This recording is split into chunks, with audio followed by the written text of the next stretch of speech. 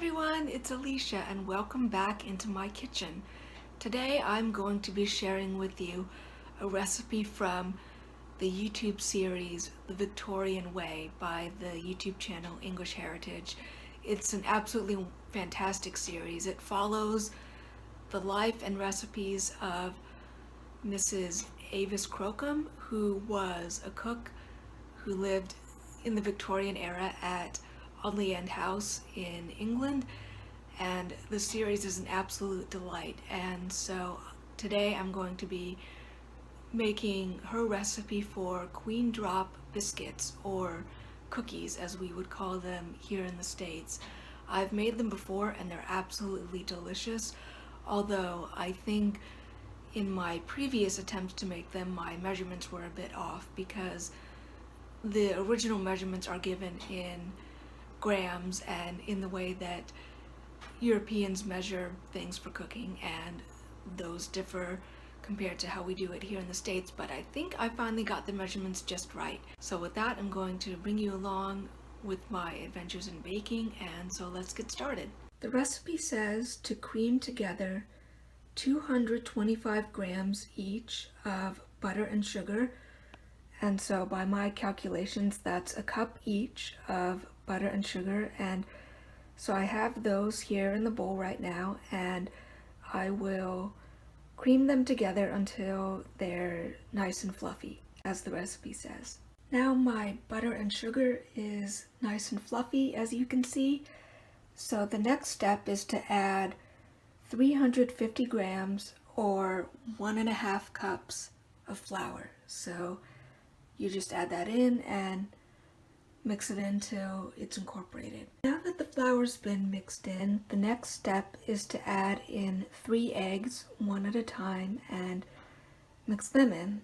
Now the eggs have been mixed into the dough, and the final ingredients to add in are 225 grams, which again is 1 cup of currants, and if you live somewhere in the States where you can't find currants, you could also use raisins. Those taste the same. Currants are pretty much just teeny tiny little raisins as far as taste and texture goes, so you could substitute with raisins, or if you don't care for raisins, maybe another dried fruit.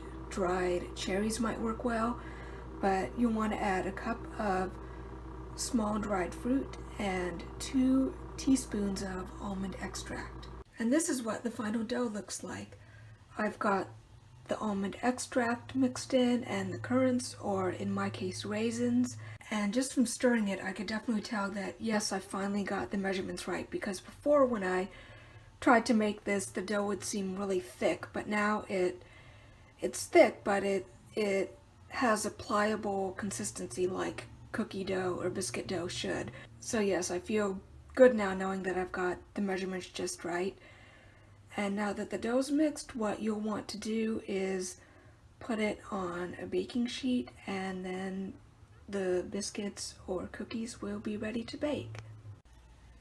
Here is the cookie dough all put on the cookie tray, and it's a greased cookie tray. I don't know if I mentioned that before, but you'll want to grease the cookie tray.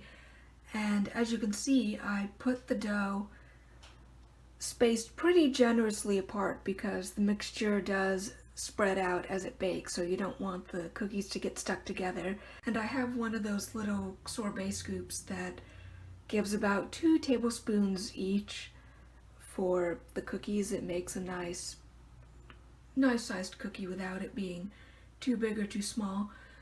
But yeah, so I have the cookies on the tray, and you're going to want to bake these at 350 degrees Fahrenheit, which I believe is 180 degrees Celsius, for 10 minutes. And here are the first batch of cookies out of the oven, just out of the oven. And as you can see, even that small amount, they spread out a little bit, so on the next tray, maybe I'll just do 6 instead of the 8 that I have here.